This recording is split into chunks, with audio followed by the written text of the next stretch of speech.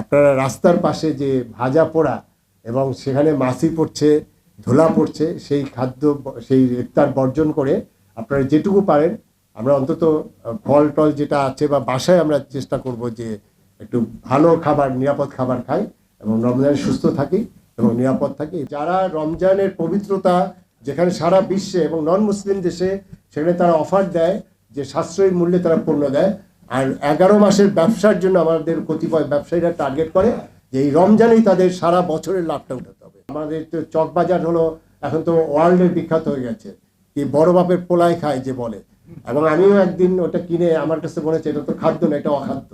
কিন্তু ওটার জন্য দেখবেন আপনাদের মিডিয়া আপনারা এটাকে প্রমোট করছেন। এই জন্য আমি বলছি যে এটা সমাজের প্রত্যেকটা মানুষের দায়িত্ব। আপনার বাসায় শিশুটা আছে, আপনি কি বুকে হাত দিয়ে বলতে পারবেন শিশুটার মুখে যে খাবারটা দিচ্ছেন এটি নিরাপদ কিনা? কেন আমার এই সন্দেহ হবে? অর্থাৎ আমরা এমন একটা দেশে আছি যে দেশে সন্দেহ আর সন্দেহ, আমাদের বিশ্বাস নষ্ট হয়ে গেছে।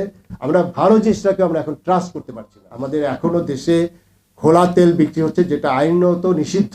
আমাদের দেশের এই আইন অনেক আগে হয়েছে, বাট এখনো সেই খোলা তেলের মাধ্যমে আমাদের এই যে নন কমিউনিকেবল ডিজিজ, আজকে কিডনি রোগ, আজকে হার্টের রোগ, আজকে আপনার ক্যান্সারের মতো যে রোগ, দুরারোগ্য রোগ, এই নন কমিউনিকেবল ডিজিজগুলো কিন্তু এই মানে অনিরাপদ খাদ্যের জন্য হচ্ছে। আপনারা দয়া করে এই রমজানের পবিত্রতা রক্ষার স্বার্থে অন্তত পক্ষে আপনারা যে বিজনেস অবশ্যই করবেন, সেই বিজনেসটা যেন আপনারা ইথিক্যাল বিজনেসটা করেন, নীতি নৈতিকতা বিবর্জিত বিজনেস করবেন না।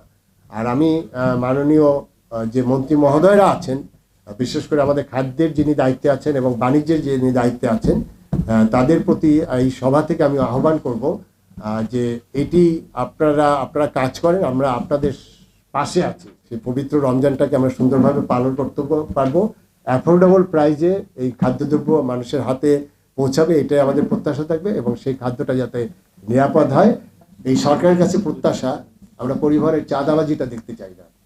আমরা এই সরকারের কাছে প্রত্যাশা, কারণ বাজারে যে পণ্যটা 40 টাকায় ঢুকবে সেটি যেন আমরা ভোক্তা পর্যায়ে আমরা যেন এটা 60 টাকার মধ্যে পাই।